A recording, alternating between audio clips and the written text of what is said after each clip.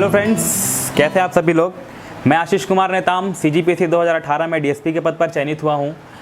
आप सभी का स्वागत करता हूं हमारे एकलव्य IAS अकेडमी के यूट्यूब चैनल पर। आज इस वीडियो के माध्यम से हम आने वाले जो ACF के जो एग्ज़ाम हैं उस पर हम चर्चा करेंगे कि एग्ज़ाम पैटर्न क्या होता है, किस किस तरह से क्वेश्चन आते हैं और स्ट्रेटेजी क्या होनी चाहिए, इस सब पे हम चर्चा करेंगे। और बुक्स जो है, एसेंशियल बुक्स जो है जिनको हम रिफ़र करें उस पर हम चर्चा करेंगे। तो आप देख रहे हैं इस एग्ज़ाम का नाम है छत्तीसगढ़ फॉरेस्ट सर्विस एग्ज़ाम 2020, जिसके जो एग्ज़ाम डेट है वो है 20 सितंबर। और टोटल नंबर ऑफ पोस्ट को हम देखें तो 178 पोस्ट है, जो बहुत ही ज़्यादा नंबर पे आए हैं इस बार पोस्ट। इसमें 21 जो है वो ACF के पोस्ट हैं, जिसे असिस्टेंट कंजर्वेटर ऑफ फॉरेस्ट कहा जाता है, और 157 पोस्ट जो है वो रेंजर के लिए है। तो बिल्कुल आप लोग जो है वो एकदम भीड़ के तैयारी पे लग जाइए, जिनको भी इस पद को हासिल करना है। एसेंशियल क्वालिफिकेशन की अगर बात करें तो इसमें जो सबसे पहले जो रिक्वायरमेंट मांगा है कि जो आपका 12th है उसमें जो आपका मेन स्ट्रीम है उसमें या तो फिजिक्स, या तो केमिस्ट्री, या तो बायोलॉजी, इन तीनों में से कोई एक सब्जेक्ट से आपका 12th होना चाहिए। और इनमें से कोई एक सब्जेक्ट जो है वो मेन स्ट्रीम में आपका होना ही चाहिए। फिर उसके बाद ग्रेजुएशन में हम देखें तो या तो आपका वेटनरी है, या तो जूलॉजी है, या तो जियोलॉजी है, मैथ्स है, फिजिक्स है, इंजीनियरिंग है, एक्सेट्रा, और तमाम तरह की चीज़ें बताई गई है। और जो है इसमें फिजिकल रिक्वायरमेंट भी मांगा जाता है, क्योंकि इसमें हाइट मांगी है। मेल के लिए जो अनरिजर्व्ड मेल की जो हाइट है वो 163 सेंटीमीटर मांगी हुई है, और फीमेल्स के लिए जो है वो 150 सेंटीमीटर है। वहीं ST के लिए जो है वो कुछ छूट मिली रहती है, जिसके तहत देखते हैं कि 152 सेंटीमीटर है। ST मेल्स की जो हाइट रिक्वायरमेंट है वो 152 सेंटीमीटर है, और वही फीमेल के लिए है 145 सेंटीमीटर।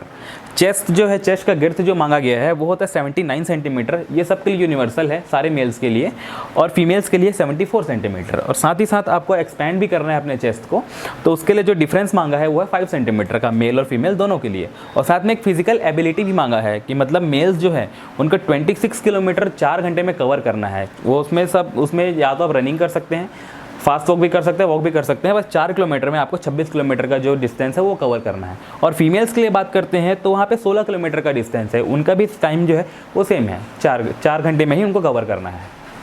इसके बाद हम एग्ज़ाम पैटर्न के बारे में देखते हैं। तो इस एग्ज़ाम में वनडे एग्ज़ाम होता है, जिसमें 2 क्वेश्चन पेपर होते हैं।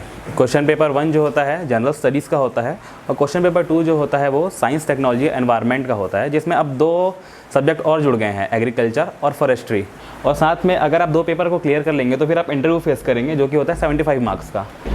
पेपर 1 के बारे में देखते हैं। तो पेपर 1 जो है जनरल स्टडीज़ ऑफ छत्तीसगढ़ है। इसमें 3 पार्ट, पेपर 1 में जो 3 पार्ट होते हैं, जिसमें पहला पार्ट है जनरल स्टडीज़ ऑफ छत्तीसगढ़। इसमें history of Chhattisgarh, geography of Chhattisgarh, economy और इकोनॉमिक सर्वे, पंचायती राज और बेसिक और एडमिनिस्ट्रेटिव स्ट्रक्चर ऑफ छत्तीसगढ़ के भी क्वेश्चन पूछे जाते हैं। और साथ में जो लास्ट पार्ट होता है वो होता है आर्ट एंड कल्चर का।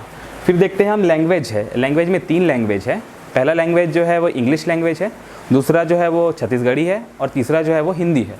और साथ में कुछ मेंटल एबिलिटी होती है। मेंटल एबिलिटी के क्वेश्चंस में आपके डायरेक्शंस वगैरह के बारे में आते हैं, क्वांटिटेटिव एप्टीट्यूड, और इस तरह के क्वेश्चन पूछे जाते हैं। फिर पेपर 2 में आते हैं। पेपर 2 में पहले जो अर्लियर जो क्वेश्चन पेपर थे उस पर साइंस, टेक्नोलॉजी, एनवायरनमेंट थे सिर्फ। पहले साइंस में भी 3 पार्ट हैं, फिजिक्स, केमिस्ट्री, बायोलॉजी। लेकिन अब हम देखते हैं कि इसमें एग्रीकल्चर और फॉरेस्ट्री ऐड हो चुका है।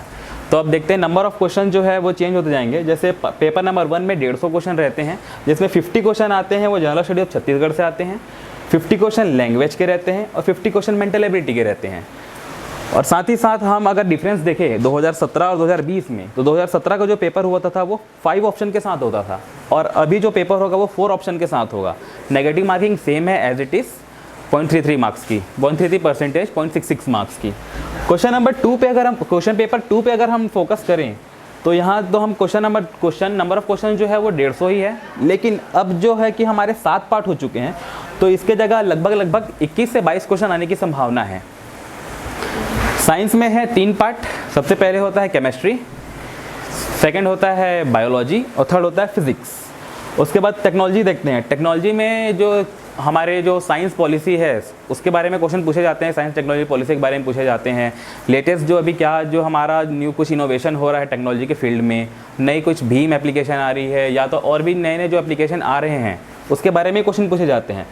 और एनवायरनमेंट के बारे में अगर देखें तो एनवायरनमेंट में बायोडाइवर्सिटी के क्वेश्चन पूछे जाते हैं। और साथ साथ में अगर आप ये भी देखेंगे कि जो इंपॉर्टेंट डेट्स होती है, जैसे कि 22 अप्रैल जो कि मेरा बर्थडे है, उस दिन अर्थ डे होता है, तो इस तरह क्वेश्चन पूछे जाते हैं। 5 जून आपका पर्यावरण जीवन होता है, एनवायरनमेंट डे होता है, तो उस तरह क्वेश्चन पूछे जाते हैं। और साथ साथ जो पुराने जो हमारे जो जितने भी प्रोटोकॉल्स हैं, क्योटो प्रोटोकॉल हो गया, क्योटो प्रोटोकॉल के साथ साथ में और जितने भी हमारे जो एग्रीमेंट है, पेरिस एग्रीमेंट और कार्बन एमिशन के रिलेटेड क्वेश्चन उससे पूछे जाते हैं। अब एग्रीकल्चर और फॉरेस्ट्री के बारे में अगर हम देखें तो इस बार ये नया सिलेबस है, तो इसमें ज़्यादा डीप नहीं जाएगा। ये आप लोगों के लिए एक एडवांटेज है कि इस बार ज़्यादा डीप नहीं जाएगा, वो ऊपर ऊपर से ही क्वेश्चन पूछेगा। तो आप जितनी भी तैयारी हो सकती है उसकी अच्छे से करेंगे तो ये क्वेश्चन भी आप कवर कर सकते हैं। और फॉरेस्ट्री में भी सेम है, न्यू सिलेबस है, तो ज़्यादा डीप में नहीं जाएगा। आगे हम देखते हैं सीजी फॉरेस्ट सर्विस के 2017 के अगर एग्ज़ाम के पेपर को हम अगर उसे ब्रेक डाउन करें तो लास्ट टाइम हम देखेंगे पेपर नंबर 1 में GS of Chhattisgarh, general studies of Chhattisgarh से हिस्ट्री के क्वेश्चन देखो तो 8 क्वेश्चन आए थे। ज्योग्राफी के बारे में अगर देखेंगे तो 13 क्वेश्चन थे। ज्योग्राफी काफ़ी वेटेज रखता है। इकोनॉमिक और इकोनॉमिक सर्वे दोनों का मिला करके 14 क्वेश्चन थे। तो इकोनॉमिक सर्वे को आपको छोड़ना नहीं है बिल्कुल, उस पर तो आपको फोकस करना ही है। पंचायती राज और एडमिनिस्ट्रेटिव स्ट्रक्चर ऑफ छत्तीसगढ़ से 8 क्वेश्चन थे। और साथ ही साथ जो आर्ट एंड कल्चर का जो पार्ट है छत्तीसगढ़ का, उसमें से सिर्फ 6 क्वेश्चन थे। और लैंग्वेज के बारे में देखें तो लैंग्वेज में हिंदी के 17 क्वेश्चन थे, इंग्लिश के 16 क्वेश्चन थे और छत्तीसगढ़ी लैंग्वेज के जो थे, छत्तीसगढ़ी लैंग्वेज के भी 17 ही क्वेश्चन थे। पेपर 1 के बारे में हमने देख लिया है, तो अब उसके बुक्स के बारे में भी जान लेते हैं कि किस किस बुक्स को हमें प्रीफर करना चाहिए। ठीक है, तो जनरल स्टडीज़ ऑफ छत्तीसगढ़ के लिए जो हिस्ट्री, ज्योग्राफी और आर्ट एंड कल्चर का जो पोर्शन है, इसके लिए आपको सिर्फ और सिर्फ एक ही बुक पढ़नी है, हमारे एकलव्य आईएएस अकादमी की छत्तीसगढ़ दर्शन, जो कि लिखा गया है हमारे जो डायरेक्टर सर है आशीष कुमेटी और जो हमारे वाइस डायरेक्टर हैं श्री घनश्याम सिंह सर। इस बुक के अलावा आपको कोई और बुक पढ़ने की बिल्कुल भी ज़रूरत नहीं पड़ेगी। इसमें सारा कुछ कंपाइलेशन दिया हुआ है, छत्तीसगढ़ की हिस्ट्री, एग्रीकल्चर के बारे में भी दिया हुआ है, सब कुछ दिया हुआ है, ज्योग्राफी के बारे में, आर्ट एंड कल्चर के बारे में, सारी चीज़ों का कंपाइलेशन सिर्फ एक बुक में है, उसका नाम है छत्तीसगढ़ दर्शन। पंचायती राज के बारे में देखें तो छत्तीसगढ़ के पंचायती राज के लिए भी हमारे असिस्टेंट डायरेक्टर जो घनश्याम सर हैं, उनके द्वारा ही लिखी गई बुक है छत्तीसगढ़ पंचायती राज एवं नगर पालिका। इस बुक के अलावा भी आपको कोई और बुक्स पढ़ने की कोई ज़रूरत नहीं पड़ेगी, रिफ़र करने की ज़रूरत नहीं पड़ेगी। इस बुक से आपके सारे डाउट्स क्लियर हो जाएंगे और जो भी जितने भी टॉपिक्स हैं वो हमेशा कवर हो जाएंगे। लैंग्वेज के लिए देखिए तो हिंदी के लिए वासुदेव नंदन प्रसाद की बुक जो हम मेंस के लिए पढ़ते थे वही आपको फॉलो करनी है, या तो ल्यूसेंट की सामान्य हिंदी आती है उसको भी आप फॉलो कर सकते हैं। छत्तीसगढ़ी लैंग्वेज के लिए विनय कुमार पाठक है और साथ में एक टुटेजा की छत्तीसगढ़ी बोली आती है, उसको भी आप फॉलो कर सकते हैं। साथ साथ में फिर लास्ट में हम देखते हैं इंग्लिश के लिए। इंग्लिश के लिए सिर्फ इतना कोई ज़्यादा हार्ड लेवल तो आता नहीं इंग्लिश, तो ल्यूसेंट की जो जनरल इंग्लिश की बुक है वो इनफ है। इतनी चीज़ें पढ़ लेंगे तो आपका जो फर्स्ट पेपर का जो 2 पोर्शन है वो आपका कवर हो जाएगा। मैथ्स के लिए हम देखते हैं तो मैथ्स के लिए सिर्फ एक ही बुक अगर आप फॉलो करेंगे SD यादव, तो बहुत अच्छी है ये बुक। सिंपल शब्दों में बहुत अच्छा एक्सप्लेनेशन दिया हुआ है, इससे आपका कंसेप्ट बिल्ड करने में बहुत आसानी होती है। और रीजनिंग के लिए बस एक ही बुक फॉलो करनी है, परफेक्ट रीजनिंग की, उसके अलावा कोई ज़्यादा आपको देखने की ज़रूरत नहीं पड़ेगी। इन सारे जितने भी मैंने भी बुक्स बताई ये आपके पेपर नंबर 1 को कवर कर देंगे, इसके अलावा आपको कोई और बुक देखने की ज़रूरत नहीं पड़ेगी। पेपर 1 के बुक डिस्कशन के बाद हम चलते हैं पेपर नंबर 2 पे। पेपर नंबर 2 का अगर हम सिलेबस देखें, जो साइंस का सिलेबस है वो 10th के जो CGBSE का जो टेक्स्ट बुक है उसे एज इट इज़ कॉपी किया गया है। बट अगर हम क्वेश्चन के पैटर्न को देखें, क्वेश्चन का लेवल देखें, तो वो थोड़ा सा हायर रहता है। तो उसके लिए हमको 10th की बुक के साथ साथ और भी कई सारी रेफरेंस बुक भी पढ़नी पड़ेंगी। जैसे केमिस्ट्री, फिजिक्स और बायोलॉजी के लिए 10th की CGBSE तो हमको पढ़नी ही है। साथ में 11th का जो CGBSE है, या तो आपके पास NCERT है तो आप वो भी पढ़ सकते हैं। और PMT का जो अरिहंत, PMT के लिए जो बुक आती है अरिहंत की, उसको आपके ऑब्जेक्टिव सॉल्व करने हैं। एनवायरनमेंट के लिए हम देखें तो TMH की बुक आती है और साथ साथ में दृष्टि की भी आती है और घटना चक्र भी आती है। इन सबको पढ़ने के बाद आपको ऑब्जेक्टिव सॉल्व करनी है, परीक्षा वाणी में आपको ऑब्जेक्टिव सॉल्व करने को मिल जाएंगे। फिर हम टेक्नोलॉजी के लिए देखते हैं तो TMH की बुक आती है, उसके लिए भी परीक्षा मंथन आती है। और इसके साथ साथ आपको मैगजीन्स, जो करंट के मैगजीन्स है वो आपको देखनी ही पड़ेंगी, क्योंकि उसी से आपको पता चलेगा कि आज के डेट में हमारे टेक्नोलॉजी में क्या इनोवेशन हो रही है और क्या क्या नई नई टेक्नोलॉजी हमने विकसित कर ली है। उसके बाद आपको मैगजीन्स तो देखनी ही है साथ में। और एग्रीकल्चर के लिए देखें तो एग्रीकल्चर के लिए जो बुक आती है नेमराज सुंडा और SR कंटवा, ये इनकी जो बुक का नाम है ऑब्जेक्टिव एग्रीकल्चर। ये इस बुक में हमारे जो टॉपिक जो हमारा नया जो सिलेबस ऐड हुआ है उसमें से ऑलमोस्ट सारे टॉपिक कवर हो जाते हैं, कुछ जो रह जाते हैं। लेकिन आपको जो नया सिलेबस है इसलिए आपको डीप में जाने की ज़रूरत नहीं है ज़्यादा, आपको ऊपर से ही देखना है, तो वो इन दोनों बुक से कवर हो जाएगी। और साथ में PAT अरिहंत की PAT के लिए बुक आती है, CGPAT के लिए, तो आप उसमें से आप ऑब्जेक्टिव भी सॉल्व कर सकते हैं। फिर फॉरेस्ट्री के लिए अगर देखें तो SR रेड्डी और नागमणि की जो बुक है उनका नाम है इंट्रोडक्टरी फॉरेस्ट्री। ये बुक या तो आप ये प्रीफर कर सकते हैं K मणिकंदन और S प्रभु की इंडियन फॉरेस्ट्री। इन दोनों बुक से भी आपका जितना सिलेबस है वो कवर हो जाएगा। जितनी भी बुक्स है ये हमारे सिलेबस से बहुत ज़्यादा उसमें एक्स्ट्रा दिया हुआ है। हमें ये याद रखना है कि बुक मिल गई तो हमें इसे पढ़ना शुरू नहीं कर देना है, अपने टॉपिक्स को चूज़ करना है, सिलेबस को देखना है, टॉपिक्स को चूज़ करते हुए हमें जो अपने टॉपिक्स है वो कंप्लीट करना है। ये नहीं कि हमने सारे बुक पढ़ने के लिए बैठ गए और सारे बुक ही रटना शुरू कर दिए। सिर्फ टॉपिक देखना है, टिक करना है, आगे बढ़ना है और साथ में ऑब्जेक्टिव्स जो है सॉल्व करते जाना है। इससे क्या है, हम खुद को इवेल्युएट करते जाएंगे।